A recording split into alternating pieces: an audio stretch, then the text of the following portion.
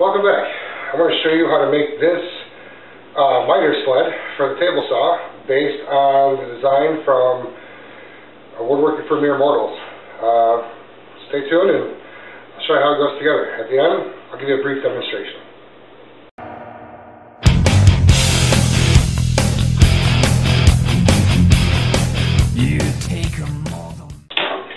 First thing is double check to make sure that those stayed in line, and they did beautifully.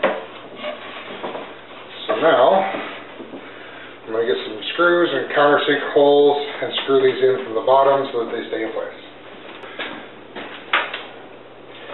Okay, so we have our drill, some 3/4 inch spax screws, so they're half self-tapping. They'll give a little bit more grip in the hole. I like to drill a little underside, just to make sure that there's good grip on the threads.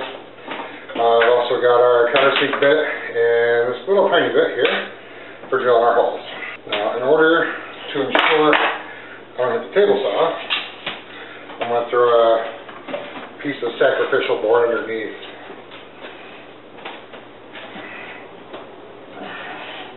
I think that'll do it.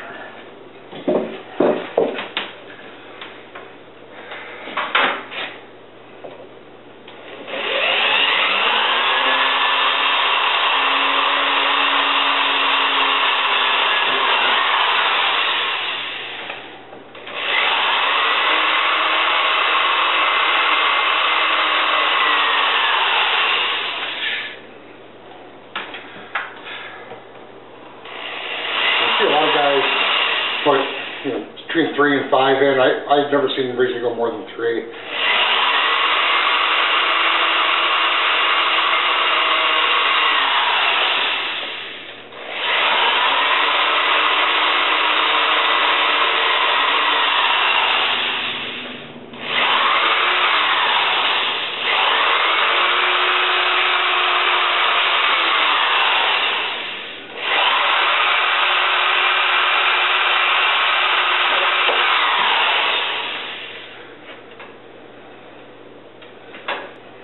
Put this quick change bit back in here, and now I can take out my screwdriver and just throw the countersink. We can widen these up a bit so that those heads will sit below. I always like to check them just to be sure I've gone deep enough, because I really don't want anything scratching up the table saw.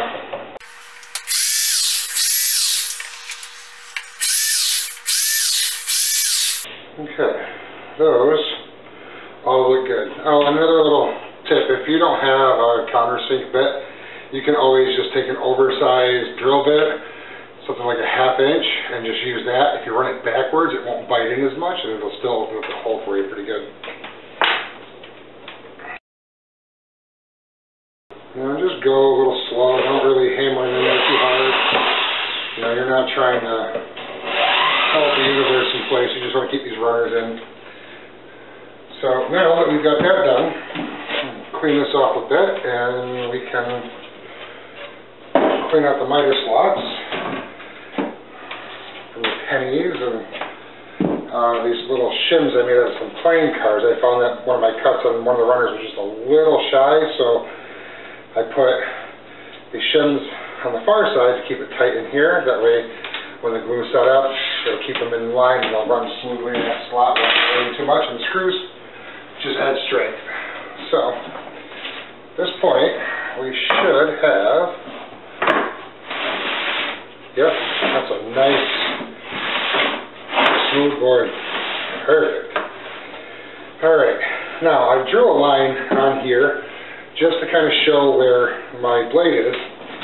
So now I'm going to take this 45 and I'm going to line a piece up here and figure out right where I want it to be so that I can trim just a smidge off the end. I still have plenty of sled left to use. So I'm going to take this and maybe go up just a touch more. Okay. Nice and flat. Go ahead and throw yourself a line down both sides. And now, I know right where everything's going to lay. And I can go ahead and pre-drill some holes in here so that we can drill up from below with some slightly larger screws and get up into this. And then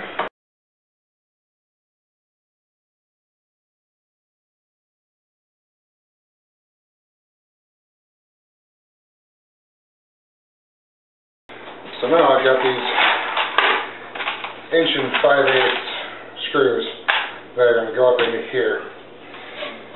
So now I want to take some glue and not past the line where that blade's going to come down, but all the way back here. I want to make sure I get nice even coverage,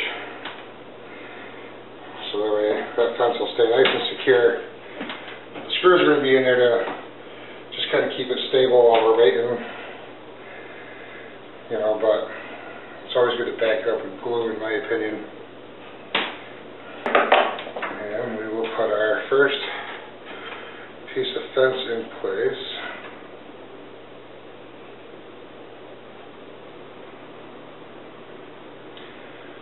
Lining it up on there. It doesn't have to be in the thousands of tolerance, but it definitely needs to be secured. And these just aren't big enough. So let's throw one of these little 6-inchers on here.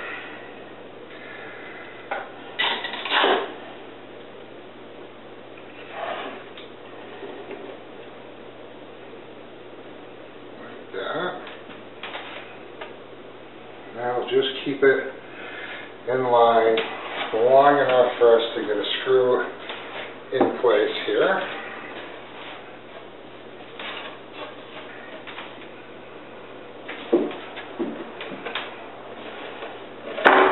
Just want to set one for the moment so that we can check our alignment again after the screw goes in.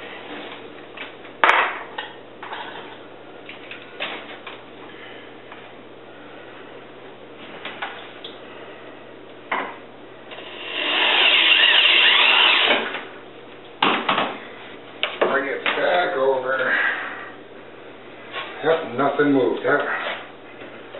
That's about perfect right there.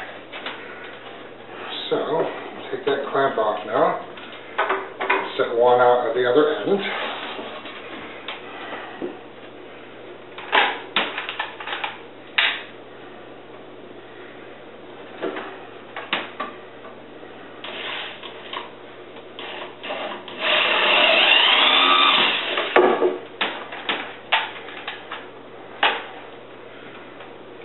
The other two go in place.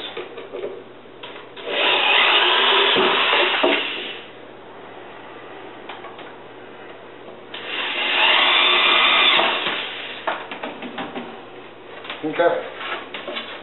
Double check. Things look good. Move our block out of the way. And then we're back. Double check. Looks good. Alright, get the glue off of that so it doesn't throw that all out of whack next time I'm using it. Jeez Louise. Okay. Now, once we're all cleared,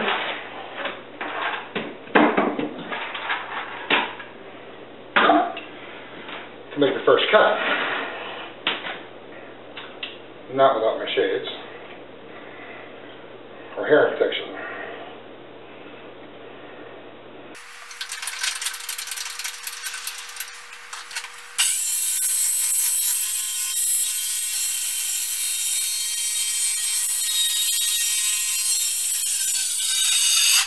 Okay, now that that's cut,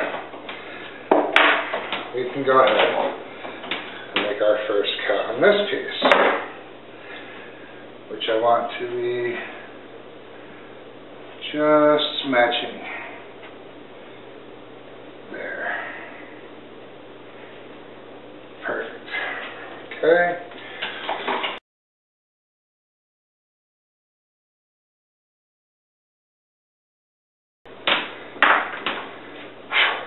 And go get our framing spray. I don't have a giant one like a lot of the guys do, and I really don't need one.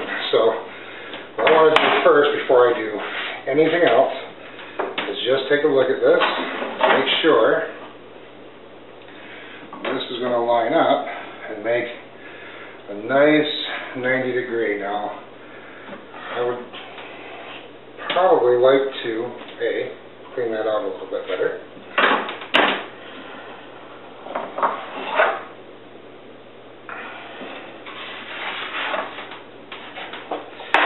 And then use the long end on the piece getting attached so that we make a good 90. Now, this is the method that Steve Ramsey uses on woodworking for mere mortals, which, by the way, if you don't watch this man, you really need to. He's phenomenal. One of the many folks who inspire me on a regular basis. So this method is what he used to make his sled, and it came out perfect. So I'm definitely going to rock with this. This looks good. I'm going to take this off and put glue on this piece here. After I get my lines in place and pre-drill for the screws.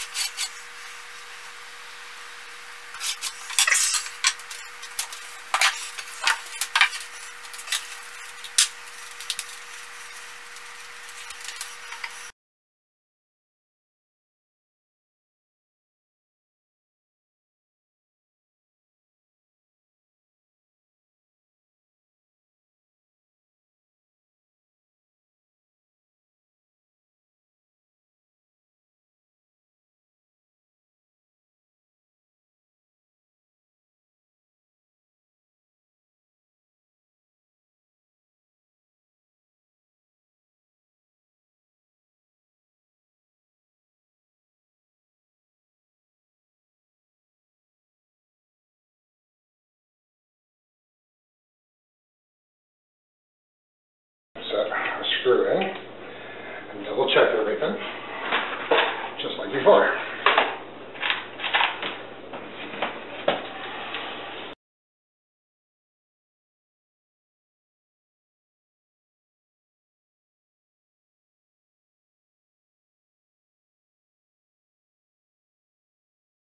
So now that it's all built and we've taken the time to just put a cut through the fence here, we can go ahead and line up our cuts so that the B side and the A side will line up. This piece I'm going to cut on the B side here.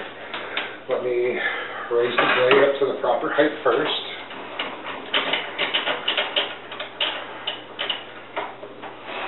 And of course, put on the shades.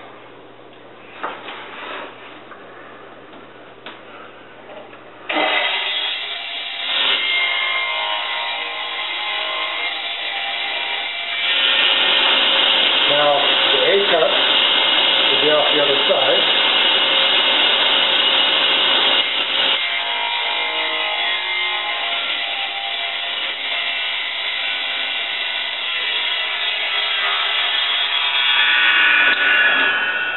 And because these are made off that same point, they'll always add up to that 90 degrees. And that is a beautiful miter. We'll be able to make all sorts of picture frames, moldings for other projects. Some pretty interesting stuff. Thanks for hanging out with us. Please take a moment to like, share, and subscribe. Hey out. There's more videos coming.